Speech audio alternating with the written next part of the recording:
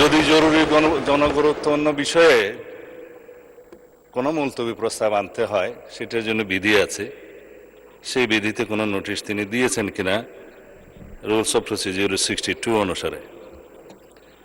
তৃতীয় প্রশ্ন হচ্ছে, যদি জরুরি জনগুরুত্বপূর্ণ বিষয়ে কোনো সংক্ষিপ্ত আলোচনা করতে হয় সেই বিষয়ে বিধি 68 অনুসারে কোনো নোটিশ দিয়েছেন কিনা। এটা হচ্ছে আপনার প্রতি আমার প্রশ্ন। তারপরেও যেহেতু আপনি এলাও করেছেন, মাননীয় বিরোধী দলীয় নেতা যেহেতু কিছু প্রশ্ন উত্থাপন করেছে, জাতির উদ্দেশ্যে কিছু কথা বলতে হয়, না হলে পরিষ্কার হবে না। তিনি পুরো জুলাই জাতীয় সনদ সংবিধান সংস্কার বাস্তবায়ন আদেশ 2025 টপ টু বটম পড়েছেন, এ টু জেড। এটা আদেশ নম্বর 1/2025, 13 নভেম্বর। আমি হাউসের বাইরে বিভিন্ন জায়গায় আলোচনায় বলেছিলাম, রাষ্ট্রপতি অধ্যাদেশ জারি করতে পারেন যখন হাউস সেশনে থাকে না, আর্টিকেল 93 অনুসারে। এবং এই আর্টিকেল 93 অনুসারে আপনি দেখবেন মাননীয় স্পিকার, ক্লজ কতে 93(1) ক্লজ ক লেখা আছে, সংবিধানের ধারা পরিবর্তন হবে বা সংবিধান পরিবর্তন হবে এরকম কোনো বিষয় অধ্যাদেশের মাধ্যমে আসতে পারে না, সেটা জায়েজ নাই। রাষ্ট্রপতি অধ্যাদেশও সেটা সংবিধান পরিবর্তনের কোনো বিধান করতে পারেন না। কিন্তু এই যে আদেশ, এই আদেশটা না অধ্যাদেশ না আইন, মাঝামাঝি কি জিনিস, সেজন্য আমি বলেছিলাম এটা হয়তো নিউট্রাল জেন্ডার হতে পারে। এনিওয়ে, এটা আমি অসংসদীয় বা আনপার্লামেন্টারি কোনো শব্দ এখানে ইউজ করতে চাই না, এটা বাইরের বক্তৃতা হলে বলা যেত। এই যে আরোপিত আদেশ যেটা তিনি পাঠ করলেন, এই আদেশের তিনি বললেন সেকশন 3-তে জুলাই জাতীয় সনদে অন্তর্ভুক্ত সংবিধান সংস্কার বিষয়ে গণভোট, এবং বলা হয়েছে সেকশন 10-এ পরিষদের অধিবেশন আহ্বান, কোরাম, ভোটদান ইত্যাদি। অর্থাৎ এটা সংবিধান সংস্কার পরিষদের সদস্য হিসেবে তারা অসাংবিধানিকভাবে শপথ নিয়েছেন বটে, সেই পরিষদের আহ্বানের জন্য তিনি রাষ্ট্রপতির আর্টিকেল 72 অনুসারে কনস্টিটিউশনের অধিবেশন আহ্বানের ঘোষণা চাচ্ছেন। এবং তিনি বলেছেন, যেহেতু দুইটি কাজ বাদে বাকিগুলো সব প্রাইম মিনিস্টার রিকমেন্ডেশনে প্রেসিডেন্ট করে থাকেন, এবং একইভাবে এই সংসদের আহ্বানও তিনি করেছেন প্রধানমন্ত্রীর পরামর্শ অনুযায়ী আর্টিকেল 72 অনুসারে। তো এইখানে প্রেসিডেন্টের ক্ষমতা, যে প্রধানমন্ত্রী পরামর্শ দিয়েছেন তিনি জাতীয় সংসদের অধিবেশন আহ্বান করবেন আর্টিকেল 72, এবং স্থান এবং সময় নির্ধারণ করেছেন আর্টিকেল 73 অনুসারে। তিনি ভাষণ দেওয়ার কথা ভাষণ দিয়েছেন। আমাদের বিরোধী দলীয় বন্ধুরা ভাষণ শুনতে চাননি, চলে গিয়েছেন, ভালো কথা। কিন্তু সেই ভাষণের উপর আলোচনার জন্য তিনি কালকে প্রস্তাব করেছেন 50 ঘন্টা বরাদ্দ করা হোক। এখন যদি রাষ্ট্রপতির ভাষণের উপর 50 ঘন্টা আলোচনা হয়, ভালো, সংখ্যা অনুপাতে সেই সময় বরাদ্দ করা হবে, আমরা অ্যাপ্রিসিয়েট করি।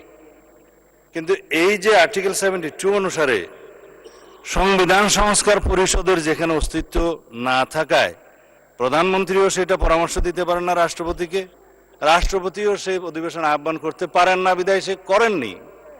তা এখন যদি তাদের প্রশ্ন অনুসারে এই আদেশটা যদি বৈধ হয়, রাষ্ট্রপতি যে আদেশটা জারি করেছেন সেটা যদি সাংবিধানিক হয়, সেটা আমরা এখানে আলোচনা করতে পারি। ইদানিং একটা আলোচিত বিষয় হয়েছে, জুডিশিয়ারিতে সেটা আপিল হয়েছে, রিট হয়েছে, এই সংবিধান সংস্কার বাস্তবায়ন আদেশ এইটা এবং গণভোটের সার্টেন পোর্শন কেন আনকনস্টিটিউশনাল ডিক্লেয়ার করা হবে না, সেই মর্মে রুলও জারি করা হয়েছে শুনলাম। এখানে হয়তো জুডিশিয়ারির মতামত দিবে, বাট জুডিশিয়ারির মতামত এই সোভারেইন পার্লামেন্টের উপরে কখনো বাইন্ডিং না। কিন্তু এই সোভারেইন পার্লামেন্ট কখনো আবার এমন কোনো আইন প্রণয়ন করতে পারে না যেটা জুডিশিয়ারিতে যে চ্যালেঞ্জ হয়ে নাল অ্যান্ড ভয়েড হয়ে যাবে, আল্ট্রা ভায়ার্স টু দি কনস্টিটিউশন হয়ে যাবে। তো সুতরাং আমাদেরকে উভয় দিকে লক্ষ্য রেখে জাতির বৃহত্তর স্বার্থে আইনানুগভাবে এবং সাংবিধানিকভাবে যেতে হবে এই মহান জাতীয় সংসদে আমাদের সমস্ত কার্যক্রম। এখন যদি বলা হয় যে গণভোটের রায় বাস্তবায়নের জন্য সংবিধান সংস্কার পরিষদ গঠন করতে হবে, মানলাম আমরা নির্বাচিত হয়েছি সাংবিধানিক ভোটে। নির্বাচন কমিশনের দুইটাই এখতিয়ার, একটা হচ্ছে জাতীয় সংসদের নির্বাচন অনুষ্ঠান করা, আর একটা হচ্ছে রাষ্ট্রপতির নির্বাচন অনুষ্ঠান করা। এটা হচ্ছে কনস্টিটিউশনাল ম্যান্ডেট, যেটা নির্বাচন কমিশন পালন করতে বাধ্য।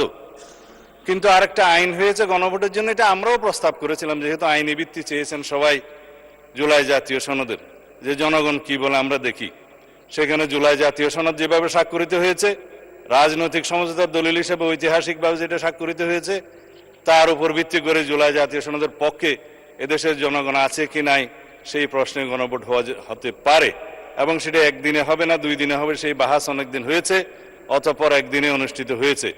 এবং সেই ব্যালটে গণভোটে হ্যাঁ এবং না লেখা ছিল, কিন্তু এই আদেশটা মাঝখানে জারি করে আরেকটা প্রশ্ন ওখানে ইন্ট্রোডিউস করে দেয়া হয়েছে যে এই প্রশ্নে গণভোট দেয়া হলো 4টা প্রশ্ন, যে প্রশ্নের মধ্যে একটা বিশাল প্রশ্ন জুলাই জাতীয় সনদের সমঝোতা হয়নি, এটা একটা জবরদস্তিমূলক আরোপিত আদেশ করে সেই আদেশের একটা প্রশ্ন গণভোটের মধ্যে দেয়া হলো, যেটা আমার পড়তে লাগছে 3.5 ঘন্টা। জনগণ সেটা পড়ে হ্যাঁ এবং না দিয়েছে কিনা আমি জানি না, তবে 4টা ভোট 4টা প্রশ্ন, সেই প্রশ্নের মধ্যে একটা অ্যান্সার দিতে বলা হয়েছে, আইদার হ্যাঁ অথবা না বলুন। কিন্তু 4টা ভোটে তো 4টা প্রশ্ন থাকা উচিত ছিল যে আমরা কোন কোন প্রশ্নে হ্যাঁ বলবো, কোন কোন প্রশ্নে না বলবো, সেই অপশনও ছিল না। আমি সেই লম্বা বাহাসে যাচ্ছি না, তারপরও গণভোটের রায় যদি বাস্তবায়ন করতে হয়, সেই গণভোট এই আইন অনুসারে, সেই রায় অনুসারে সংবিধানে আগে সংস্কার আসতে হবে, সংবিধানের সংশোধন আসতে হবে। সংবিধানে যদি সেটা আমরা গ্রহণ করি, তারপরে সেই গণভোটের রায় বাস্তবায়নের জন্য তখন সংবিধান যদি এটা কন্টেইন করে, ধারণ করার পরে তখন যদি পরিষদের সদস্য হিসেবে শপথ নিতে হয়, সেটা তখনকার ব্যাপার হবে, সেটা আমরা let us have debate on it. তবে এখন এই সংবিধান সংশোধনের জন্য আমরা এই সেশনে বিল আনতে পারবো কিনা সেটা যথেষ্ট সন্দেহ আছে। এই কারণে যে 133টা অধ্যাদেশ এখানে উত্থাপিত হয়েছে প্রথম দিনে, আজকে হয়তো মাননীয় আইনমন্ত্রী সেগুলা বিশেষ কমিটি দেওয়ার জন্য প্রস্তাব করতে পারেন, তারপরে সেটা স্ক্রুটিনি হবে, রিপোর্ট পেশ হবে, সময় আছে 30 দিন। এটা কোনো কার্য দিবস নয়, পঞ্জিকা দিবস। 30 দিনের মধ্যে এই অধ্যাদেশগুলো সম্পর্কে আমাদেরকে ফয়সালা করতে হবে। এখন সেই অধ্যাদেশগুলো ফয়সালা করতে গিয়ে 15 দিন এখন লম্বা ছুটিতে, 29 তারিখের আগে আপনি আর সেশন করতে পারছেন না আজকের পরে, তখন এগুলো করতে করতে এই সেশন চলে যাবে। তারপরের সেশনে আপনার বাজেট অধিবেশন, বাজেট অধিবেশনের সময় যদি আপনারা অ্যালাউ করেন যে সংবিধান সংশোধনের বিষয়ে এই হাউস সিদ্ধান্ত নেয়, কার্য উপদেষ্টা কমিটিতে যদি সিদ্ধান্ত হয়, তখন বাজেটের এই সেশনের মধ্যেও সংবিধান সংশোধনের জন্য কমিটি করে তারা এই জুলাই জাতীয় সনদকে সেখানে ধারণ করে সংবিধান সংশোধনের জন্য বিল উত্থাপন করতে পারে। সেই বিলটা তারপর আলোচনা হবে, পাশ হবে, সেটা তখন সেই সেশনে করা যাবে কিনা আপনারা সিদ্ধান্ত নেবেন। আমি পজিটিভলি যাচ্ছি, আমি কোনো কিছু অস্বীকার করছি না। জনরায়কে সম্মান দিতে হবে, কিন্তু সেটা সাংবিধানিকভাবে দিতে হবে, আইনগতভাবে দিতে হবে। এখানে ইমোশনের কোনো জায়গা নেই। রাষ্ট্র ইমোশন দিয়ে চলে না, রাষ্ট্র চলে সংবিধান দিয়ে, আইন দিয়ে, কানুন দিয়ে। তা আমরা সেভাবে যাই। আমি বিরোধী দলের মাননীয় বিরোধী দলে না থাকে যথেষ্ট সম্মানের সাথে এটা প্রস্তাব দিতে চাই যে আসুন আমরা কার্য উপদেষ্টা কমিটিতে সে বিষয়ে আলোচনা করি, কখন সংবিধান সংশোধনের জন্য আমরা বিল উত্থাপন করতে পারবো, এবং জুলাই জাতীয় সনদকে আমরা অক্ষরে অক্ষরে পালন করতে আমরা প্রতিশ্রুতিবদ্ধ। আমরা জাতির কাছে অঙ্গীকার করেছি যে জুলাই জাতীয় সনদ ঐতিহাসিকভাবে যেভাবে স্বাক্ষরিত হয়েছে, রাজনৈতিক সমঝোতার দলিল হিসেবে তার প্রতিটি শব্দকে আমরা সম্মান করি। কিন্তু জুলাই জাতীয় সনদের বাইরে আরোপিত কোনো আদেশ দিয়ে, কোনো অবৈধ আদেশ দিয়ে সেটা কোনো সংবিধান সংশোধন করা যায় কিনা, সেটা একটা বিশাল আইনি প্রশ্ন, সাংবিধানিক প্রশ্ন। সেটাও আমরা ডিবেট করি, আলোচনা করি, আমরা কার্য উপদেষ্টা কমিটিতে আলোচনা করি, এবং সংবিধান সংশোধনের জন্য আমরা বিল উত্থাপন করি। সেই বিল আমরা সমঝোতার ভিত্তিতে এই মহান হাউসে গ্রহণ করি। তারপরে এই সংবিধান অনুসারে রাষ্ট্র পরিচালিত হবে, এবং ইনশাআল্লাহ আমরা সংবিধান মেনেই এই পর্যন্ত এসেছি এবং সংবিধান মেনে চলবো। সামনের দিনগুলোতে আমরা সাংবিধানিকভাবে এই রাষ্ট্রকে এগিয়ে